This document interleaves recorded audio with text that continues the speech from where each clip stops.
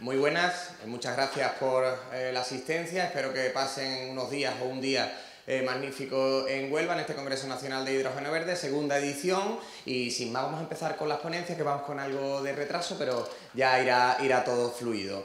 Voy a presentar primero al que va a estrenar estas sesiones en la sala paralela aquí en el Congreso Nacional de Hidrógeno Verde. Él es Eduardo López González, de Estrategias de Operación de Electrolizadores acoplados a fuentes renovables. Eduardo López es ingeniero industrial por la Universidad de Sevilla y doctor por la misma. Trabaja en el INTA desde 1990 y concretamente en el Laboratorio de Energía del Centro Experimental del Arenosillo, aquí en Huelva. Cuenta con más de 34 años de experiencia y además, pues, como producción, almacenamiento de hidrógeno solar, participando en el diseño, construcción y evaluación de la primera planta de producción de hidrógeno solar en España.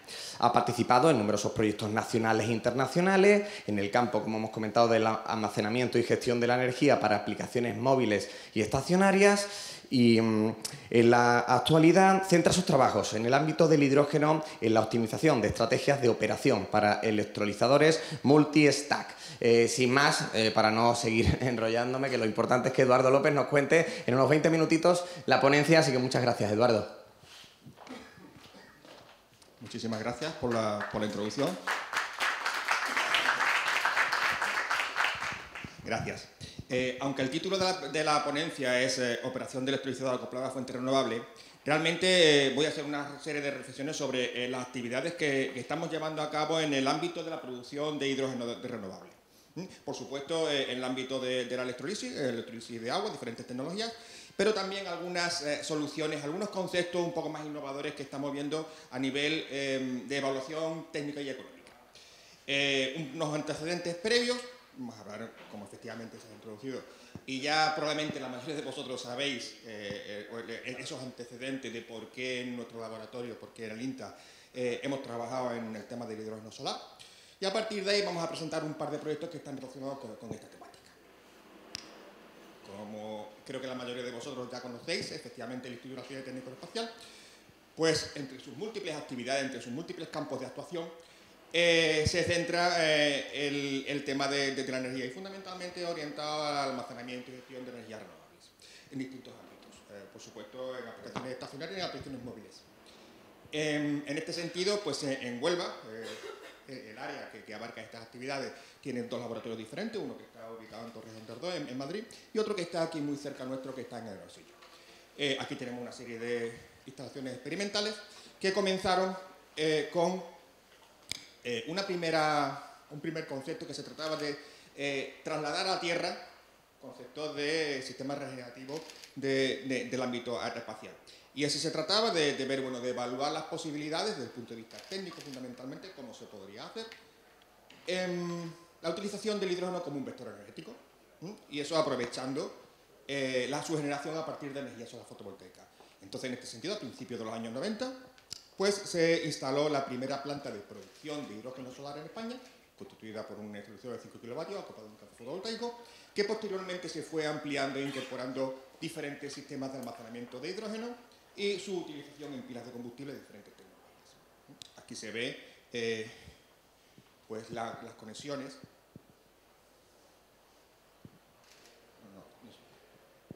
Bueno, pues se ve el campo fotovoltaico y ve una de esas aplicaciones, el hidrógeno se podría comprimir para su posterior uso en un vehículo. A partir de esta primera iniciativa de producción de hidrógeno solar y su utilización como un sistema, como un método de almacenamiento de energía, vimos que efectivamente el hidrógeno era un vector muy interesante, pero complementario de la electricidad. Y en ese sentido vimos que efectivamente el hidrógeno tenía su nicho de mercado, tenía sus aplicaciones, pero algo que me gusta siempre recalcar, el hidrógeno no es la solución a todos los problemas energéticos. Es un vector energético que se complementa perfectamente con otras soluciones. Y a partir de esta planta de hidrógeno solar, que fue debidamente actualizada, fue debidamente modificada, fuimos creciendo al concepto de microred. Entonces, en una microred lo que combinábamos, seguíamos teniendo una parte muy importante de almacenamiento de energía de origen renovable, fundamentalmente en hidrógeno, pero también contemplábamos otras tecnologías de almacenamiento y gestión de la energía, que eran fundamentalmente baterías, tenemos también supercondensadores y, por supuesto, una parte muy importante en cuanto a electrónica de potencia, tanto en la parte de conversión desde los campos fotovoltaicos y las instalaciones de origen renovable, como su inyección en red y la integración con la red. En esta instalación se trataba de dar servicio al cliente final, y ese cliente final, ese servicio podría ser tanto electricidad como hidrógeno para movilidad. Entonces se presenta efectivamente esas necesidades de hasta qué y cómo puede servir el hidrógeno. Gracias a esta instalación experimental, a este desarrollo, nosotros trabajamos fundamentalmente en un rango de TRL, que os sonará que es un nivel de madurez tecnológica entre 3 y 7.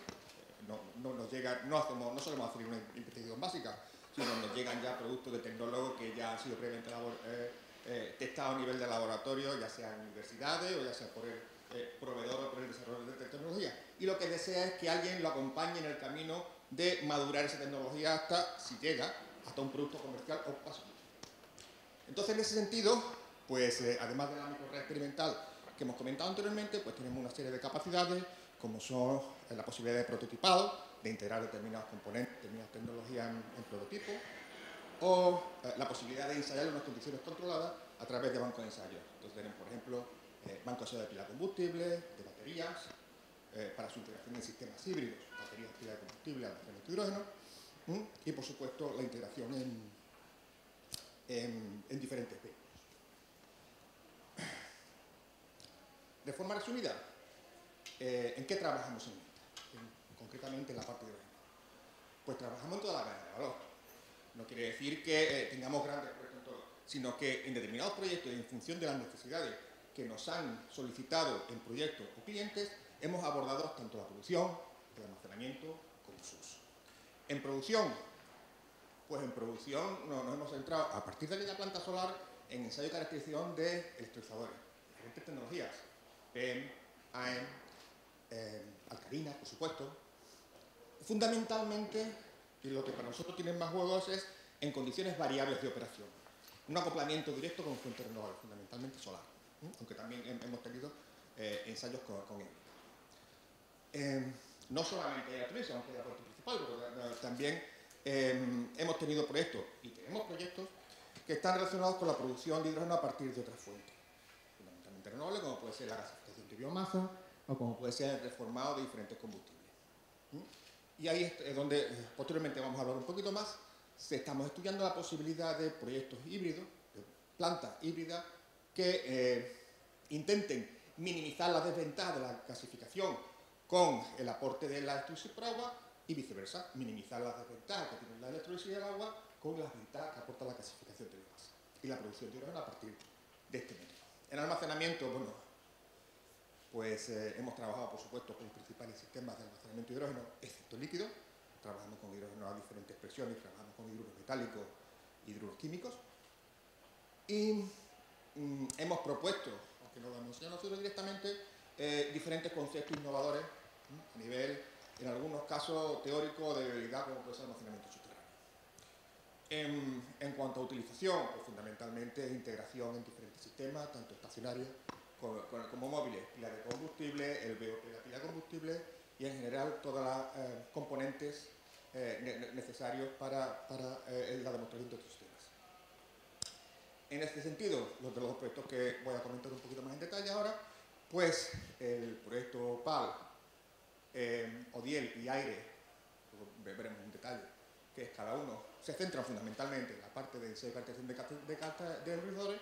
Y el proyecto AIRE también aborda otros elementos de la cadena de valor, como puede ser la producción de hidrógeno a partir de otras fuentes, almacenamiento y utilización. Comenzando por el proyecto OPAL-ODIEL, son muy semejantes, por eso lo voy a abordar de una forma conjunta. Su premisa inicial se basa en que ahora mismo se están empleando hojas de ruta, presentaciones que han visto anteriormente en la plenaria. Existen unas previsiones de crecimiento de grandes instalaciones de electrolisis, nivel de plantas de centenares de megavatios. Sin embargo, no hay una experiencia previa, no hay una experiencia fiable en cuanto a cómo se van a operar esas plantas, cómo se van a comportar esas plantas, porque no hay una experiencia, porque estamos pasando de gatear a correr. estamos con plantas del orden de megavatios, de 1 megavatio como mucho, decenas de megavatios están planteadas 500 megavatios.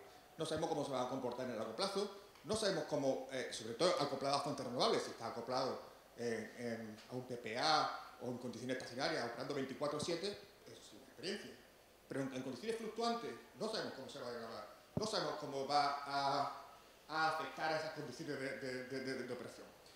La nuestra, por supuesto, es una más de las muchas iniciativas que hay en este sentido, en toda Europa. Se trata de ir ganando experiencia en este sentido.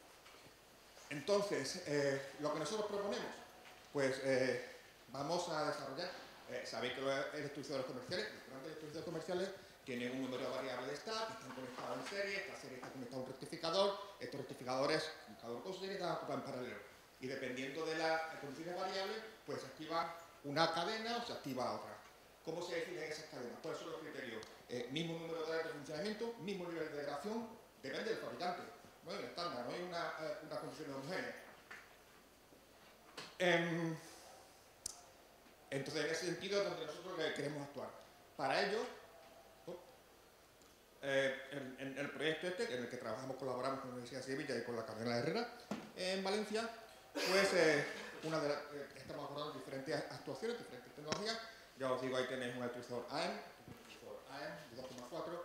Esto es un electrolizador multi-stack PEM con 4 stacks diferentes, para probar esto que hemos comentado diferente, con un rectificador, 2 rectificadores, un solo en serie, entrando y saliendo, viendo cómo impacta condiciones variables, un día solar, esto es un ensayo real, como un día solar en el que entra el electrolizador y va entrando y va variando su adaptación a esas condiciones de potencia, cómo varía la producción, cómo varía... Perdón. ¿Se oye? Perdón. Cómo va variando la producción en función de 3 criterios. Yo puedo decidir cómo voy a operar mi electrolizador. Yo si tengo acceso a este nivel básico, yo puedo decidir si quiero maximizar el hidrógeno producido, si quiero maximizar la eficiencia, quiere decir la energía producida por cada unidad de hidrógeno producido, o si quiero minimizar la degradación y, por tanto, prolongar, maximizar la vida útil. Estos criterios suelen ser contrapuestos. No puedo tener todo a la vez. En función de lo que yo quiera, tengo que decidir, pero o al menos encontrar una solución óptima. Y aquí es donde nos estamos moviendo.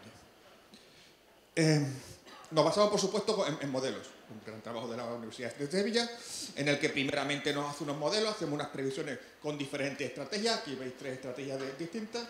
Operación segmentada, en la que van entrando y saliendo los stacks en función de la potencia disponible, o todo se distribuye por igual, o se busca el punto de máxima eficiencia.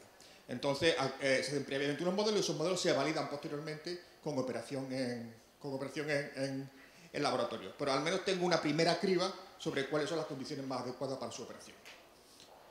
Aquí, por ejemplo, vemos que una operación segmentada pues es el que me da unas mejores condiciones en cuanto a número de horas de operación, pero que también es que me da unas condiciones de mayor número de arranques paradas, que también influye en la degradación.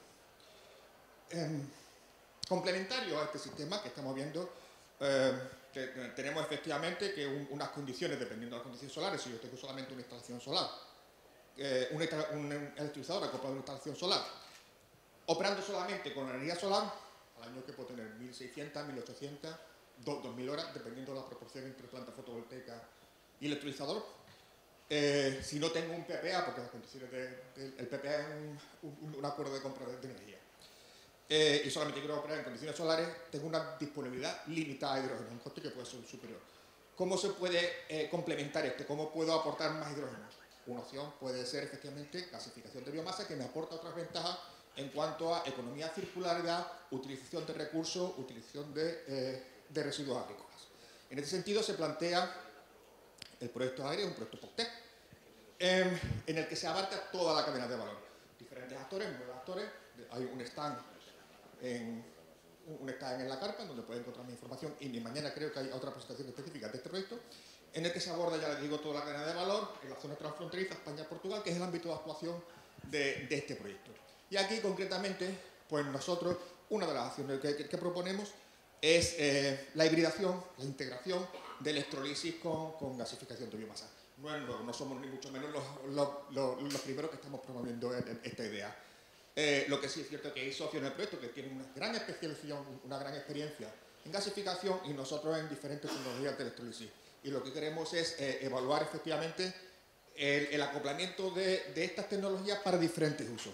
No solamente para la producción de hidrógeno de alta pureza, vemos que hay diferentes niveles de purificación, sino también la posibilidad de utilizar ese hidrógeno para enriquecer el gas de síntesis que extrae de la biomasa y facilitar la producción de lo que llamamos biocombustibles de origen renovable con electricidad, ¿vale? O biocombustibles. En este sentido también hay una mayor integración, posibilidad de mayor integración, como por ejemplo la utilización de oxígeno, lo tengo que contemplar, para la gasificación. O sea, hay una gran sinergia entre ambas tecnologías. Y en este sentido, bueno, pues estamos actuando ahora mismo en la emulación. Nosotros no vamos a tener gasificador, pero sí vamos a tener un emulador. Y sistemas de purificación, por supuesto, se puede utilizar sistemas industriales, pero nosotros vamos a intentar utilizar algo más innovador, como la utilización de hidrógeno metálico, no solamente para almacenamiento, sino también con un factor de purificación para obtener hidrógeno de alta calidad. Y aquí pues les hago un poco la referencia a estos tres proyectos. El OPAL siempre financiado por el Ministerio y por la Agencia Estatal de Investigación, el proyecto ADIEL por la Consejería de Universidades de Andalucía, y AIRE está financiado por el programa de colaboración entre España y Portugal. Y con esto es todo. Muchísimas gracias y quedo a su disposición para cualquier duda.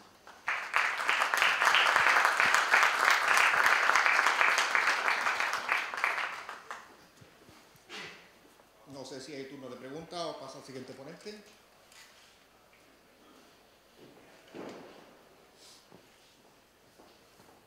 Perdón, ¿tu turno de preguntas hay un poquito? Sí, tiene 5 minutos. Perfecto.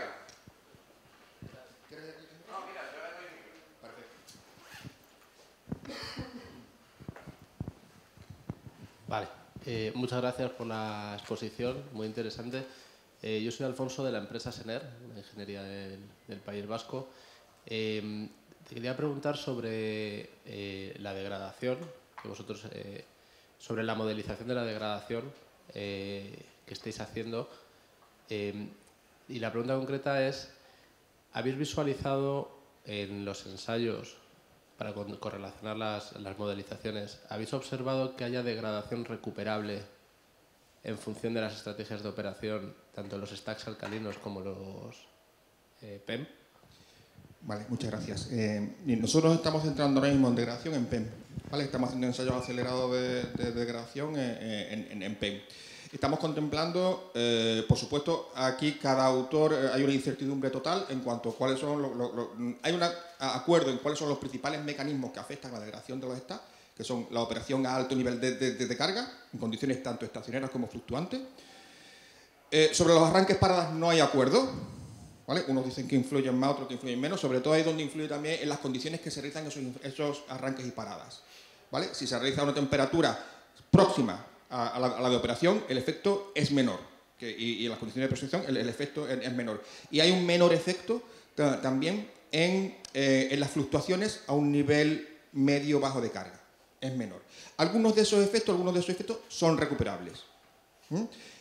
Lo que es más perjudicial, donde tiene un mayor impacto de menos posibilidad de recuperación, es la operación, en nuestro acuerdo a lo que hemos visto de otros autores y los datos preliminares, que siempre son datos preliminares y para un stack muy concreto que es el que tenemos nosotros, ¿vale? Los ensayos a carga alta, y tanto estacionarios como fluctuantes, los que tienen un mayor impacto y una posibilidad menor de recuperación. ¿Vale?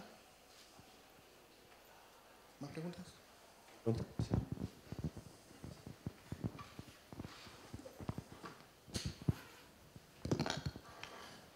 Muchas gracias, Eduardo, por la presentación. Mi nombre es Diego Toscano, soy de Ecosenergy, el responsable de hidrógeno. Con respecto a la degradación que has comentado, entiendo que en alcalino no habéis hecho esa estimación en cuanto a posibilidades.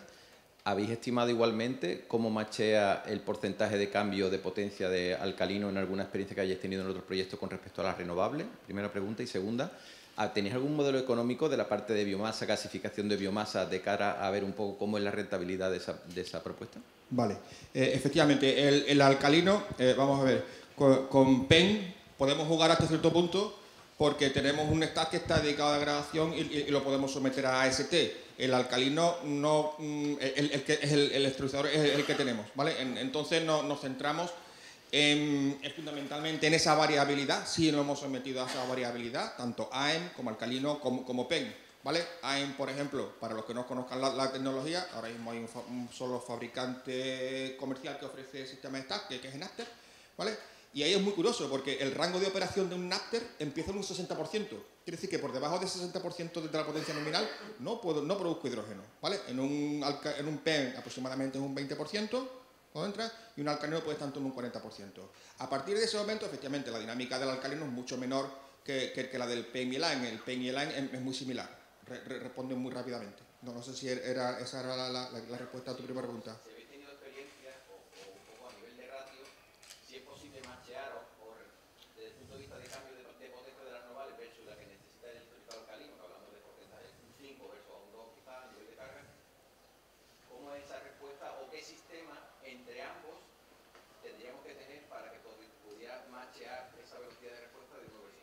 No suele haber problema, o sea, por la experiencia, pero es cierto que nosotros estamos con un estudio de 5 kilovatios. No te sé responder cómo respondería ya a un nivel de un stack de 1 megavatio. Lo digo un poco porque los grandes proyectos que se están planteando en PV desconectada de red, en algunos casos, esa es un poco la clave. Correcto. Depende fundamentalmente del comportamiento térmico del stack. Y en un stack de 1 megavatio, con el número de celdas que tiene, eso sí que lo hemos visto que es el gran problema. No sabemos qué velocidad de respuesta y cómo va a responder frente a una fluctuación dependiendo del porcentaje de esa fluctuación, ¿vale? Yo no lo sé. Y no he encontrado, para grandes stacks, no he encontrado esa información, ¿vale? Entonces yo te puedo decir hasta qué punto se puede extrapolar. Para 5 kilovatios se puede extrapolar. Si estamos hablando de multi-stack, no un stack único de 1 megavatio, sino estamos de 5 stacks de 200 kilovatios, la respuesta será mucho más rápida. Por eso nosotros estamos abordando también, tanto para esa posibilidad de un mejor acoplamiento a esos saltos, esos escalones que haya en la electrofusión. Nosotros vamos mejor, aunque supone una complejidad desde el punto de vista de control, pero me puede suponer una mejor adaptación a esos escalones, a esos saltos, ¿vale? Y la segunda pregunta en cuanto al tema de la biomasa, y termino ya porque ya va a entrar el segundo. Sí hay datos, no en nuestro caso, yo no tengo datos, porque nosotros tenemos que adaptarnos a nuestras condiciones de post-TEP, entonces aquí es muy importante saber el coste de la materia prima, ¿vale? Nosotros estamos adaptados para olivo, vid y los recursos típicos de nuestra zona. Hay datos económicos que se han hecho en Suecia concretamente con otro tipo de stock y otro tipo de gasificación, pero sí hay datos económicos. Nosotros, de hecho, uno de los objetivos de este proyecto es ese análisis técnico y económico.